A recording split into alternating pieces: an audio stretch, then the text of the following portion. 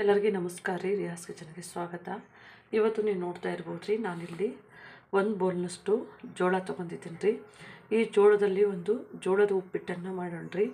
ಅಂದರೆ ಇದು ತುಂಬ ಆರೋಗ್ಯಕ್ಕೆ ಒಳ್ಳೇದು ನೋಡ್ರಿ. ಈಗ ಡಯಾಬಿಟಿಕ್ ಇರೋರು ಮತ್ತು ಸ್ವಲ್ಪ ತೂಕ ಕಡಿಮೆ ಮಾಡ್ಕೋಬೇಕಂತಾರೆ ನೋಡ್ರಿ, ಅವರಿಗೆ ತುಂಬ ಒಳ್ಳೆಯದಿದೆ ಆರೋಗ್ಯಕ್ಕೆ.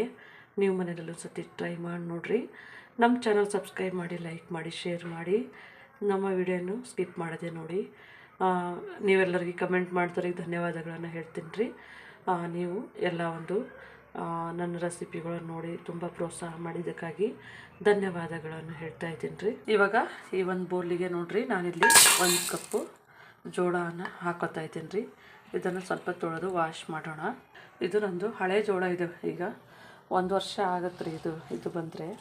ಅಂದರೆ ಈಗ ಮಾರ್ಚ್ನಲ್ಲಿ ಇದನ್ನು ಸುಗ್ಗಿ ಮಾಡ್ತಾರೆ ನೋಡ್ರಿ, ಅಂಥ ಟೈಮ್ನಲ್ಲಿ 1 ವರ್ಷ ಆಯ್ತಿದ್ದು. ಇದನ್ನು ಸ್ವಲ್ಪ ಚೆನ್ನಾಗಿ ಈ ಥರನೇ ಸ್ವಲ್ಪ 1-2-3 ಸರ್ತಿ ಇದನ್ನು ಒರೆಸ್ಬಿಟ್ಟು ಈ ಸರ್ತಿ ಹೀಗೆ ನಾವು ತೊಳ್ಕೊಬೇಕ್ರಿ. ಅಂದರೆ ಇದು ನಮಗೆ ಜೋಳ ನೋಡ್ರಿ ಕ್ಲೀನ್ ಆಗ್ತದೆ. ನೀವು ನೋಡ್ಬೋದು ರೀ, ನಾನು ಜೋಳ 3 ನೀರಿನಲ್ಲಿ ಚೆನ್ನಾಗಿ ತೊಳ್ಕೊಂಡಿದ್ದೀನಿ.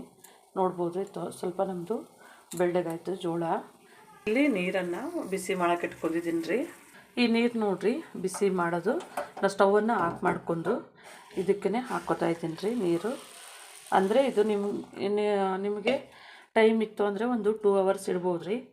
ಈಗ ಮಾರ್ನಿಂಗ್ ಮಾಡಬೇಕಾದ್ರೆ ಈ ಥರ ನೀವು ಒಂದು ಅರ್ಧ ಗಂಟೆ ನೀರಲ್ಲಿ ಬಿಸಿನೀರಿನಲ್ಲಿ ಹಾಕಿ ಇಡಬೇಕ್ರಿ. ಅರ್ಧ ಗಂಟೆ ಆದರೆ ಸ್ವಲ್ಪ ಸಾಫ್ಟ್ ಆಗುತ್ತೆ. ಇದನ್ನು ಆಮೇಲೆ ನಾವು ಕುಕ್ಕರ್ನಲ್ಲಿ ಹಾಕೊಳ್ಳೋಣ್ರಿ. ಈಗ ಒಂದು ಅರ್ಧ ಗಂಟೆ ಬಿಡಬೇಕಿದು. ಇವಾಗ ನೋಡ್ಬೋದು ರೀ, ನಮ್ಮದು ಅರ್ಧ ಗಂಟೆ ಆಯಿತು. ನಾವು ಜೋಳವನ್ನು ನೆನೆಸಿದ್ದೇವೆ ನೋಡಿರಿ. ಇದನ್ನು ಈ ಥರನೇ ಮಾಡಿದ್ರೆ ನಮ್ಮದು ಕಟ್ಟಾಗಲ್ಲ, ಅಂದರೆ ಸ್ವಲ್ಪ ಗಟ್ಟಿಗೆ ಇರ್ತದೆ ಇದು ರೀ. ಅದಕ್ಕೆ ಅಂಥೇಳಿ ನಾನು ಅರ್ಧ ಗಂಟೆ ನೆನೆಸಿದ್ದೀನಿ. ಇವಾಗ ನಾ ಇಲ್ಲಿ ಕುಕ್ಕರನ್ನು ಬಿಸಿ ಮಾಡೋಕ್ಕೆ ಇಟ್ಕೊಂಡಿದ್ದೀನಿ ರೀ. ನಾವು ಇದನ್ನು ಕುಕ್ಕರಲ್ಲೇ ಮಾಡೋಣ. ಇವಾಗ ಇದಕ್ಕೆ 1-2 ಟೇಬಲ್ ಸ್ಪೂನ್ ಆಯಿಲ್ ಹಾಕ್ಕೊಂಡಿದ್ದೀನಿ ರೀ. ಇವಾಗ ಇದಕ್ಕೆ ನೋಡಿರಿ ಸ್ವಲ್ಪನೇ 1/4 ಚಮಚ ಜೀರಿಗೆ, 1/4 ಚಮಚ ಸಾಸಿವೆ ಹಾಕ್ಕೊಳ್ಳೋಣ ರೀ. ತುಂಬ ಟೇಸ್ಟಾಗಿರುತ್ತೆ. ಬೇಸಿಗೆ ಟೈಮ್ನಲ್ಲಿ ತಂಪಾಗಿನೂ ಇರುತ್ತೆ ರೀ ಇದು. ಇವಾಗ ನಮ್ಮದು ಸಾಸಿವೆ ಮತ್ತು ಜೀರಿಗೆ ಚಟಪಟ ಸಿಡೆ ಟೈಮಿಗೆ ನೋಡಿರಿ, ನಾವಿಲ್ಲಿ 1 ಚಮಚದಷ್ಟು ಕಡಲೆಬೇಳೆ, ಅರ್ಧ ಚಮಚ ಉದ್ದಿನಬೇಳೆ, ಸ್ವಲ್ಪನೇ ಶೇಂಗದ ಕಾಳನ್ನು ಹಾಕ್ಕೊಳ್ಳೋಣ. ಇದನ್ನು ಹಾಕ್ಕೊಂಡು ಚೆನ್ನಾಗಿ ಬಾಡಿಸ್ಕೊಳ್ಳೋಣ ರೀ. ಇವಾಗ ಇದಕ್ಕೆ ನೋಡಿರಿ ಕೆಂಪು ಆದಮೇಲೆ 1-2 ಹಸಿಮೆಣಸಿನ್ಕಾಯಿ, ಸ್ವಲ್ಪನೇ ಸಿಡಿತಾ ಇದ್ದ ಹಾಗೆಯೇ 1-2 ಈರುಳ್ಳಿ ಇದನ್ನು ಹಾಕ್ಕೊಂಡು ಬಾಡಿಸ್ಕೊಳ್ಳೋಣ ರೀ. ಇವಾಗ ನಾವು ಈರುಳ್ಳಿ ಹಾಕಿದ್ದೆ ನೋಡಿರಿ, ಸ್ವಲ್ಪ ಇದು ಹಾಫ್ ಫ್ರೈ ಆದರೆ ಸಾಕು, ತುಂಬ ಗೋಲ್ಡನ್ ಬ್ರೌನ್ ಆಗೋದು ಬೇಡ್ರಿ. ಸ್ವಲ್ಪ ಈರುಳ್ಳಿ ನಮಗೆ ಟೇಸ್ಟ್ ಚೆನ್ನಾಗಿ ಕೊಡಬೇಕಂದ್ರೆ ಪೂರ್ತಿ ಬಾಡಿಸ್ಕೋಬೇಡ್ರಿ, ಹಾಫ್ ಫ್ರೈ ಆದರೆ ಸಾಕು. ಇದಕ್ಕೊಂದು ಸ್ವಲ್ಪನೇ ಕರಿಬೇವು ಸೊಪ್ಪನ್ನು ಹಾಕೊಳ್ಳೋಣ ರೀ. ಇವಾಗ ನೋಡ್ಬೋದು ರೀ, ನಮ್ಮದು ಇದು ಹಾಫ್ ಫ್ರೈ ಆಗಿದೆ. ಸ್ವಲ್ಪನೇ ಇದಕ್ಕೆ ನೋಡಿರಿ ನಾವು 1/4 ಚಮಚದಷ್ಟು ಅರಿಶಿನ ಹಾಕ್ಕೊಳ್ಳೋಣ. ಅರಿಶಿನ ಹಾಕೊಂಡು ಬಾಡಿಸ್ಕೊಳ್ಳೋಣ. ಇವಾಗ ನಮ್ಮದು ಜೋಳದ ನೀರನ್ನು ತೆಗೆದಿದ್ದೀನಿ ರೀ. ಇದನ್ನು ಹಾಕ್ಕೊಳ್ಳೋಣ. ಇವಾಗ ನಾನು ಜೋಳದ ಹಾಕಿದ್ಮೇಲೆ ನೋಡಿರಿ 1 ಟೇಬಲ್ ಸ್ಪೂನಷ್ಟು ಉಪ್ಪನ್ನು ಸೇರಿಸ್ತಾ ಇದ್ದೀನಿ. ಇದನ್ನು ಚೆನ್ನಾಗಿ ಇದರೊಟ್ಟಿಗೆ ಮಿಕ್ಸ್ ಮಾಡ್ಕೊಳ್ಳೋಣ. ಇದನ್ನು ಒಟ್ಟಿಗೆ ನೋಡ್ಬೋದು ರೀ. ಈಗ ನಾವು 1-2 ನಿಮಿಷಗಳ ಕಾಲ ಇದನ್ನು ಬಾಡಿಸ್ಕೊಂಡಿದ್ದೀವಿ ರೀ. ನಾವು ಇದನ್ನು ಹಾಕಿದ್ಮೇಲೆ ಈ ಟೈಮ್ನಲ್ಲೇ ನೋಡಿರಿ, ಇವಾಗ ನಾವು ಈ ಬೌಲಿಂದ 2.5 ಬೌಲ್ ನೀರು ಹಾಕ್ಕೊಳ್ಳೋಣ ರೀ. ಇದರಲ್ಲಿಂದ 1 ಬೌಲ್ ತೊಗೊಂಡು ನೋಡಿರಿ, 2.5 ಬೌಲು ನಾವು ಬಿಸಿನೀರು ಹಾಕಿದ್ದು ನೋಡಿರಿ, ಅದೇ ನೀರನ್ನು ಇದಕ್ಕೆ ತೊಗೊಂಡಿದ್ದೀನಿ. ಇವಾಗ ಇದಕ್ಕೇ ನೋಡಿರಿ ನಾವು ನೀರನ್ನು ಹಾಕೊಳ್ಳೋಣ. ಇವಾಗ ನೋಡ್ಬೋದು ರೀ, ನಾನು ಇನ್ನೊಂದು ಬೌಲ್ ತೊಗೊಂಡಿದ್ದೇನೆ, ಇದಕ್ಕೆ ಇನ್ನೊಂದು ಬೌಲ್ ಹಾಕ್ತಾ ಇದ್ದೀನಿ ರೀ. ನೋಡ್ಬೋದು ರೀ, ನಾನೀಗ ಅರ್ಧ ಬೌಲ್ ತೊಗೊಂಡಿದ್ದೇನೆ, ಇದಕ್ಕೆ ಹಾಕೋತಾ ಇದ್ದೀನಿ ರೀ. ಇವಾಗ ಇದನ್ನು ಚೆನ್ನಾಗಿ ಮಿಕ್ಸ್ ಮಾಡ್ಕೊಳ್ಳೋಣ ರೀ. ಒಂದೊಂದು ಜೋಳದ ಮೇಲೆ ಹೋಗುತ್ತೆ, ಕೆಲವೊಂದು ಜೋಳ ನೀರು ಹಿಡಿಯುತ್ತೆ, ಕೆಲವೊಂದು ಜೋಳ ಸ್ವಲ್ಪ ಕಡಿಮೆ ತೊಗೊಳುತ್ತೆ. ಇವಾಗ ನಾನು ಇದು 2.5 ಹಾಕಿದ್ದೀನಿ. 3 ವಿಜಿಲ್ ಮಾಡಿಸೋಣ ರೀ. ಇವಾಗ ನಾವು ಇದನ್ನು 3 ವಿಜಿಲ್ ಮಾಡಿಸ್ಕೊಳ್ಳೋಣ. ಇವಾಗ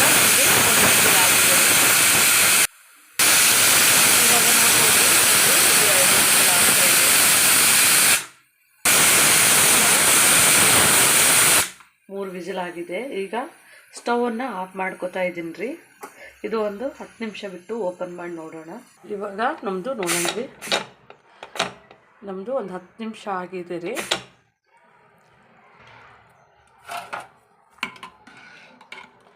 ಇವಾಗ ನೋಡ್ಬೋದು ರೀ, ನಮ್ಮದಂದರೆ ತುಂಬ ಮೆತ್ತಗೆ ಬೆಂದಿಲ್ಲ. ಇದು ಸ್ವಲ್ಪನೇ ಅಂದರೆ ಒಂದು 80% ಬೆಂದಿದೆ.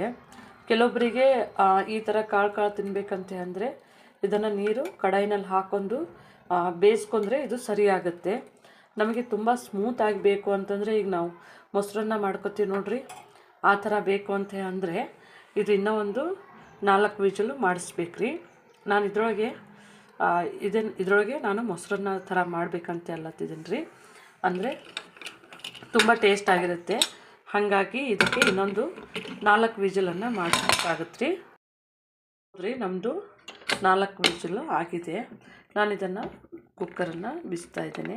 ಇವಾಗ ನೋಡ್ಬೋದು ರೀ, ನಮ್ಮದು 4 ವಿಜಲು ಮಾಡೋದಾದಮೇಲೆ ಅದು ಚೆನ್ನಾಗಿ ಬೆಂದಿದೆ ರೀ. ನೀವು ಒಂದು ಸ್ವಲ್ಪ ಈ ಥರ ಇಟ್ಕೊಂಡ್ರೆ ಆಮೇಲೆ ಅದು ಗಟ್ಟಿಗಾಗುತ್ತೆ ರೀ. ನೋಡ್ಬೋದು ನಮ್ಮದು ಇವಾಗ ರೆಡಿ ಆಗಿದೆ. ನಾನು ನೋಡಿರಿ ಸ್ವಲ್ಪನೇ ಇದಕ್ಕೆ ಕೊತ್ತಂಬರಿ ಸೊಪ್ಪನ್ನು ಸೇರಿಸ್ತಾ ಇದ್ದೀನಿ. ಮತ್ತು ನೋಡಿರಿ, ಇದನ್ನು ನೀವು ಹಸಿ ಶುಂಠಿ ಒಗ್ಗರಣೆಗಾದ್ರೂ ಹಾಕ್ಕೋಬೋದು, ಈ ಥರ ಆದ್ರೂ ಸೇರಿಸ್ಬೋದು.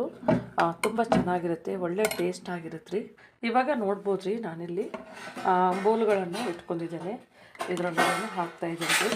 ಇದು ನೀವು ನೋಡಿರಿ ಬೆಳಗ್ಗೆ ಬ್ರೇಕ್ಫಾಸ್ಟ್ ಆದ್ರೂ ಆಗುತ್ತೆ, ಮಧ್ಯಾಹ್ನ ಲಂಚಿಗಾದ್ರೂ ಆಗುತ್ತೆ. ಇವಾಗ ನಾನು ಇದನ್ನು ಇದೇ ಥರನೇ ನೀವು ತಿನ್ಬೋದಂದರೆ ಈ ಥರ ತಿನ್ಬೋದು ರೀ. ನಾನಿಲ್ಲಿ ನೋಡ್ಬೋದು ರೀ, ಗಟ್ಟಿ ಮೊಸರನ್ನು ತೊಗೊಂಡಿದ್ದೀನಿ. ಈ ಥರ ಮೊಸರಿನಲ್ಲಿ ಇದನ್ನು ಹಾಕ್ಕೊಂಡು ತಿಂದ್ರೂ ಚೆನ್ನಾಗಿರುತ್ತೆ. ಇವಾಗ ನೋಡಿರಿ, ಇದನ್ನು ಚೆನ್ನಾಗಿ ಕಲಿಸ್ಕೋಬೇಕು ರೀ. ಅಂದರೆ ಈಗ ನಾವು ಮೊಸರನ್ನ ಯಾವ ಥರ ಮಾಡ್ಕೊತೀವಿ ನೋಡಿರಿ, ಅದೇ ಥರನೇ ಮಾಡ್ಕೋಬೇಕು. ಇವಾಗ ನೋಡ್ಬೋದು ರೀ, ನಾನು ಇದನ್ನು ಮೊಸರು ಹಾಕಿದ್ದೀನಿ ರೀ, ಒಂದು ಅರ್ಧ ಕಪ್ನ. ಮತ್ತು ಇದನ್ನು ಇಟ್ಕೊಂಡಿದ್ದೀನಿ ರೀ. ನಿಮಗೆ ಬೇಕಾದರೆ ಈ ಥರನೂ ಮಾಡ್ಕೋಬೋದು, ಮತ್ತು ಈ ಥರನೂ ಮಾಡ್ಕೋಬೋದು. ತುಂಬ ಚೆನ್ನಾಗಿರುತ್ತೆ ಎರಡು. ನೀವು ಮನೆಯಲ್ಲಿ ಒಂದು ಸತಿ ಟ್ರೈ ಮಾಡಿ ನೋಡಿ. ನಮ್ಮ ಚಾನಲ್ ಸಬ್ಸ್ಕ್ರೈಬ್ ಮಾಡಿ, ಲೈಕ್ ಮಾಡಿ, ಶೇರ್ ಮಾಡಿ. ನಮ್ಮ ವಿಡಿಯೋನ ನೋಡೋದಕ್ಕಾಗಿ ಧನ್ಯವಾದಗಳು.